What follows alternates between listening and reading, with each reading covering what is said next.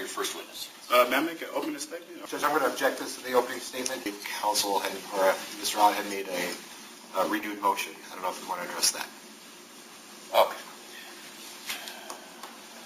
If they had probable cause, I would have been handcuffed immediately. I was surrounded by police officers. It was only until he came up with the spies came up with the idea to charge him with obstruction. Which I have no objection if Judge Moore wants to hear it on Monday.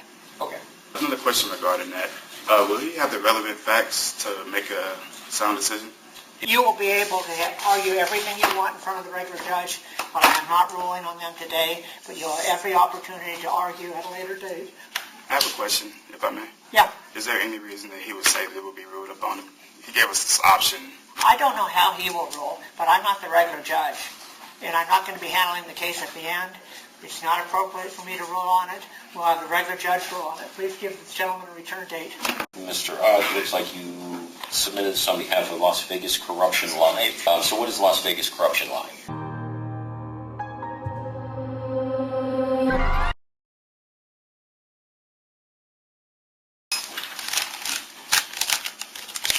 City of Las Vegas versus Belfast, case number 25-044991. Count 1, sir, please get to instructing. All right, Mr. Ott. Yes, sir. Now's the time for you to present your case. Go ahead and call your first witness. May I make an opening statement? Or Judge, I'm going to object this to the opening statement. He had that opportunity at the beginning of trial. And it is atypical, Mr. Ott, to make an opening statement after the city's already presented their case in chief. So the time for that would have been at the beginning before introduction of evidence. okay. I would like to call Mr. Deputy R. Taylor. Okay. All right, recalling City of Las Vegas versus Philip Ott, case 25-044911, counts 1 and 2. All right. We recess briefly to establish whether or not the matter could be resolved. Has it been resolved? Yes, Judge. And so it's not resolved. There was, without getting into any details, there was an offer. I believe we're just at odds with where we're at. Okay. So we are going to ask to continue trial. Got it. The next thing we discussed was scheduling orders or scheduling situations. As we said, I don't remember how much of it was on record, but Officer Taylor is going to be unavailable. He advised he's unavailable from March 1st to the 18th. He's on a cruise. I'm sorry, November 1st to the 18th. I don't know why I said March. November 1st to the 18th, he's unavailable. He's going to be out of the country. Okay. And then after that, he's going to have a number of appointments that he cannot miss. So from the city's perspective, we don't have him served. The defendant does. Sure. And so just want to make it clear that he is here and able to testify today. Okay. I'll defer to the defendant as to what he wants to do with that, but I don't know his availability moving forward. The city intends to call 2 other witnesses in its case in chief, Sergeant Spees and Officer Page. Okay. We anticipate they would be prepared to go on that first week of November that the court was looking at, and then the city likely would rest. And then we can move into any witnesses the defendant may have at that time.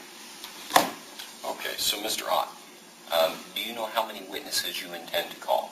I subpoenaed about 7. We got through 2 of them today. Maybe there's about 5 or 4 left. Okay, so you may call as many as 5 witnesses. Yeah, it depends on how far this goes in. Yes, sir. Okay. And to clarify, Judge, court's indulgence. Sure. More than likely. Okay, so the 2 that we did today, just to be clear, I believe he has the opportunity to recall them. Sure. And so he may be looking more at the 7. Okay. Make it clear. All right. So, Mr. Ott, the city is asking for, you're asking for November 3rd? Yes, Your Honor. Yes, Judge. Okay. So the city is asking for November 3rd.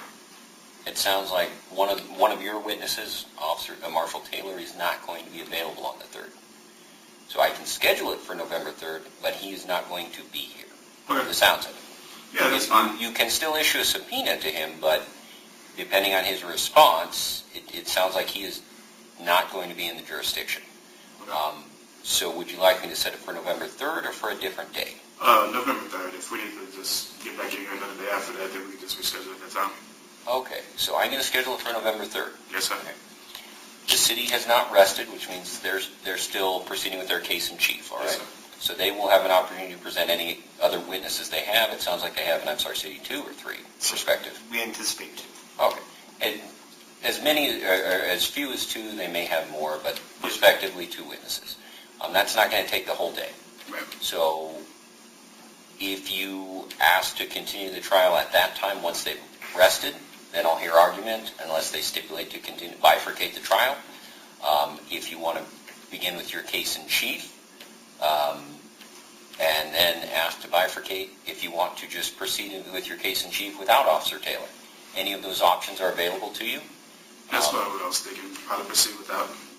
It's up to you, and however, strategically, however you want to proceed. Yes, sir. Just be aware Officer Taylor's not going to, or Marshal Taylor's not going to be available on the 3rd. Yes, sir. So we'll schedule it for November 3rd, and City, my clerk did bring to my attention that is calendar call day. But I do anticipate going ahead just so we can keep this short course as possible, to keep it on November 3rd, and we will work around the calendar calls unless you have an objection. No, Your Honor. Okay. There's only one calendar call of any issue, and that would be with Mr. Troiano, so I'll make sure I contact him and let him know. Okay, perfect. So that's Is Officer Taylor free to leave today? Yes, Officer Taylor, you are free to leave. Thank you so much for being here. Judge, there's another matter, because it very well may address whether moving forward, but I believe counsel had, or Mr. Ott had made a renewed motion. I don't know if you want to address that. Okay. All right. So, Mr. Ott, you did file 2 motions. One was a motion to dismiss. This was a motion to dismiss all charges with prejudice. Looks like you filed this on August 19th. Are you renewing that motion at that time? Yes. At this time? Okay. City, I know Mr. Anderson did respond orally to the motion when we were here on September 8th. Is there anything you want to add to Mr. Anderson's arguments? Yes, Judge, and I did have a chance to review that. Just want to make it very clear, and I think the court pointed out correctly today, the purpose of the citation, purpose of any complaint is to put the defendant on notice. Okay. Regardless of whether that top portion was filled out or not, regardless of whether it went back or not, ultimately the defendant had arraignment. I wasn't there, so I can't speak affirmatively, but it appears at arraignment the defendant was given a copy of the actual valid citation. He had it in his discovery. That's what he was asking Officer Stone about. And so certainly he is on notice with what the charges are. Additionally, Judge, he's received discovery, as he's alluded to earlier. The report, as Officer Stone testified to, had all the same information. It had the same event number, had the date and the time, if that was something of interest to the defendant. But more importantly, the actual charges, the obstruction and the disturbing the peace, were very clearly on the citation that he did receive. The only things at issue were whether the date and jurisdiction were on there. Again, that would have been located in the report that he also received. So he is on notice with everything. There's nothing that he appears to not be on notice about, and so the issue of a defective citation moving forward is basically belied by the information that he has. Okay. Mr. Rock, is there anything you wanted to add that you didn't already have in your motion? And just for the record, City also responded to your other motion, defendant's motion to suppress unlawful citation and request for dismissal. So you filed 2 separate motions. Mm-hmm. It sounds like City, your argument encompassed both motions, correct? And I'll wrap it all together. It appears everything was kind of about the same issue. If I'm missing an issue, my understanding was they were both about the same issue with the citation. Okay. So City, and I'm sorry, Mr. Ott, let me make sure City's on the same page here. So Mr. Ott filed 2 separate motions. One, he was requesting dismissal due, in effect, due to a defective citation. That was one motion. Correct. He filed a second, separate, more voluminous motion. That was a motion to dismiss with prejudice, citing, it was a motion to suppress, rather, motion to suppress evidence and ultimately dismiss contingent on that evidence being suppressed. And if I may ask, what was the evidence seeking to suppress? The substance of the motion was regarding retaliatory issue of citations, court misconduct and concealment, stonewalling of criminal charges. Mr. Ott argued there was no probable cause, that there was an unlawful detention and a warrantless seizure. There was a suppression of his protected speech and emotional reaction, that there was retaliation in this an abusive process, and a pattern of misconduct and bad faith. And so, Judge, with regard to anything having to do with the citation itself and the correction of the citation, I'm going to wrap up my arguments there. I do think that there is sufficient evidence so far to make a ruling on the fact that there's been sufficient evidence to support the fact that probable cause existed. Obviously, the court has a decision to make later on with regard to whether we've met our burden beyond a reasonable doubt, but I believe at this point we've shown that there was certainly probable cause for the officers to take the steps that they have. I think in the event that it might be premature, we haven't gotten the full story with all of our witnesses yet. However, I do believe at this point, based on Jamie Honecker's testimony and based on Officer Stone's testimony, that there has been provided sufficient probable cause to move forward. There's been sufficient probable cause for the defendant to have been placed in handcuffs. There's been sufficient probable cause for the citation to have been issued. And I believe that there's been enough testimony to support the situation that happened with regard to not enough information on the top. And as I argued, that's really not an issue here because it was just a notice issue, and that notice issue has been resolved. Okay. All right. So, Mr. Ott, do you have anything that you would like to add that you didn't already include in your written motions? Just regarding the probable cause, we all saw the videos while I was standing in the corner waiting to get arrested for this unlawful recording that was not illegal. If they had probable cause, I would have been handcuffed immediately. I was surrounded by police officers. It was only until spies came up with the idea to charge him with obstruction, which we all know is a secondary crime, and then make up disturbing the peace. None of that was actually said or, done. So they had no PC. They just made it up as they went, so nothing further on. Okay. So I am going to rule on your motion to suppress unlawful citation and request for dismissal. I do agree with the city that you were on sufficient notice for the citation to be valid, so I'm not dismissing the citation. The citation was amended to include the date, location, and time of the event, the alleged date, location, and time of the event. And I know we talked about that a little bit when I saw you in September.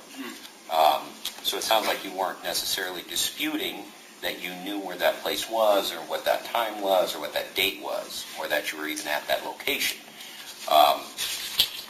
So for those reasons, I'm not dismissing it based on a defective citation for the reasons that you articulated. Basically, those portions missing. Yes, sir. Okay, so that motion is denied.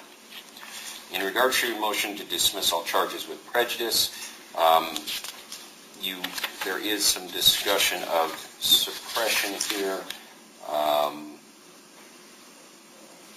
but it doesn't sound like you're moving to suppress anything. Specifically, this was more factual-based, requesting a dismissal. As we discussed in September on the 8th, and as the city argued, there is some dispute as to fact.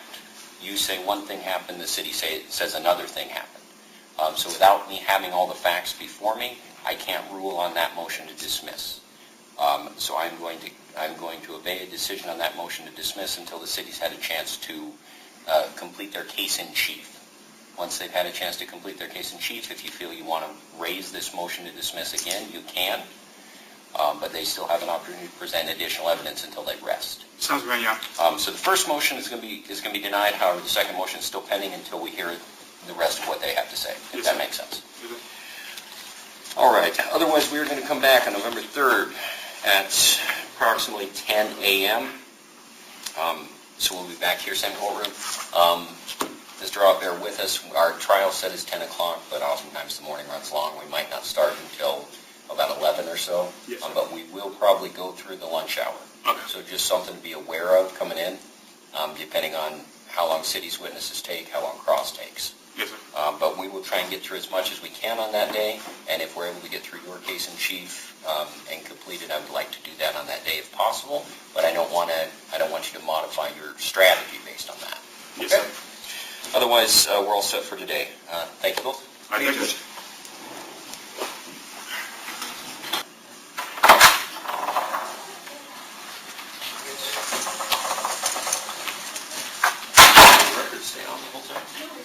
Oh, okay. All right. We are back. City of Las Vegas versus Philippa. Case number 259-044911. After the two of you had a chance to discuss whether or not either of you feel there's a basis for a motion to disqualify. No, Your Honor. Okay. Yeah, we don't have any issues. Okay, neither of you do? No, sir. With that in mind, my intention is to leave the November 3rd date intact and move forward with the second portion of the trial unless either party has an objection to that. No, Your Honor. Mr. Rowan? No. Okay. All right. Well, thank you both. And again, I appreciate you being here out of sequence. I just wanted to make sure to address this now in the event that either of you wanted to file a motion or file any other proceedings prior to us reinitiating the trial. Okay, I have a quick question. Sure. As far as the motion to dismiss, the amended one that I filed a couple of days ago, I was told yesterday that this hearing was about that. Is the hearing for Monday still intact, or? So we're scheduled for November 3rd for the second half of the trial. Right. I have a motion to dismiss hearing on Monday. So Judge, he did file an emergency motion to dismiss. We were also under the impression that was happening today. Okay. No, I wasn't aware. So, Mr. Ott, just to catch you up, I'm currently attending an instructional course that's mandatory as part of the Judicial College, and so I'm actually I'm not available right now. I wanted to make sure and get this addressed, so I took a leave from that just so we could address this issue. Okay. So I was unaware that the motion to dismiss was calendared for Calendar for the 27th, Your Honor. Okay, calendar for the 27th, and I do see it here. I did not realize this was a new filing. Yes, sir. So I haven't reviewed it. I'm not prepared to rule on it today. I don't anticipate that I will, again, I'm unavailable for the next 2 weeks due to the Judicial College training.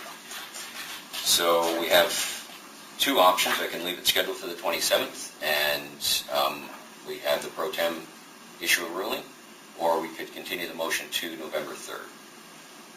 Mr. Ott, it's your motion, so I guess I'll hear from you first. Do you have a preference? I would like to try to get this case wrapped up as soon as possible, so if that means somebody else needs to roll on it, or can roll on it by the 27th, that's fine.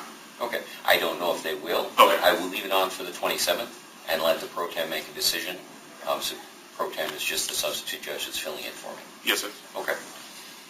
And City, you're in receipt of the motion. We are, Your Honor. I haven't received a written opposition. No, I'm going to address that motion orally, Your Honor. Okay. All right. And we have no objection if Judge Moore wants to hear it on Monday. Okay, perfect. So, Mr. Ott, I'm not changing that time. Okay. So what you're previously scheduled for, I'll leave it on for 27th. It sounds like, I'm not sure who our pro tem is. We've got a couple of them. Judge Moore's been sitting for me for most of the days, so that's potentially who will be here. Okay, then another question regarding that. Will he have the relevant facts to make a sound decision? He'll have the file in Okay. front of him. He'll have your motion. If the city changes their mind and decides to file a written opposition, he'll have that. Okay. So if he feels that that's sufficient, then he can issue a ruling. If he doesn't feel it's sufficient, then he'll give you further direction. Sounds great. Okay. Thank you. You're welcome. It's 250-44911.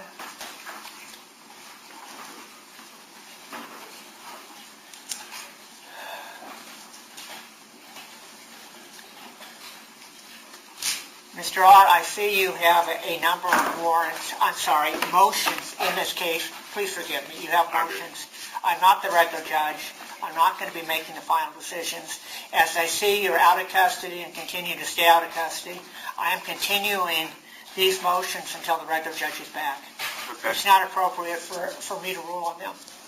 You will be able to argue everything you want in front of the regular judge, but I am not ruling on them today, but you'll have every opportunity to argue at a later date.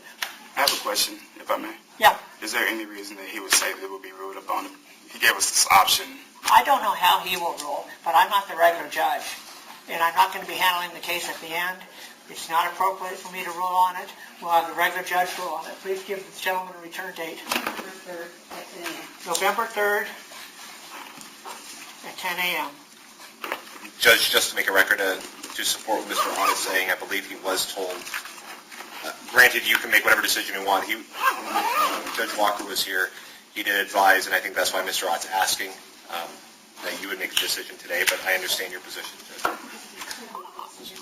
I'm choosing not to. I want the regular judge to make this decision. Understood. Thank you, Your Honor.